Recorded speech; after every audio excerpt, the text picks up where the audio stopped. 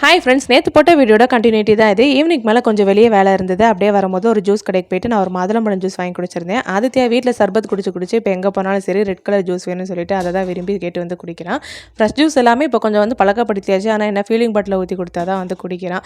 அதையும் வந்து எப்படி ஸ்டாப் பண்ணுறதுன்னு தான் வந்து யோசிச்சுக்கிட்டே வந்து இருக்கேன். ஆல்ரெடி பிளான் பண்ணி வச்ச மாதிரி மதியம் வச்ச சாம்பார் இருந்தது. அதனால் வந்ததுமே வந்து இட்லிக்கும் வந்து ஊற்றி வச்சுட்டேன். நைட் டின்னர் இதோட வந்து முடிச்சிடலான்னு சொல்லிட்டு ஆதித்யா வந்து ஆல்ரெடி வந்து ப்ளே ஸ்கூலுக்கு வந்து போய்கிட்டு இருந்தான். அதுக்கு சேர்க்கும் போதே சேர்க்கலாமா வேண்டாமா கரெக்டான ஏஜாக நிறையா வந்து டவுட் இருந்தது.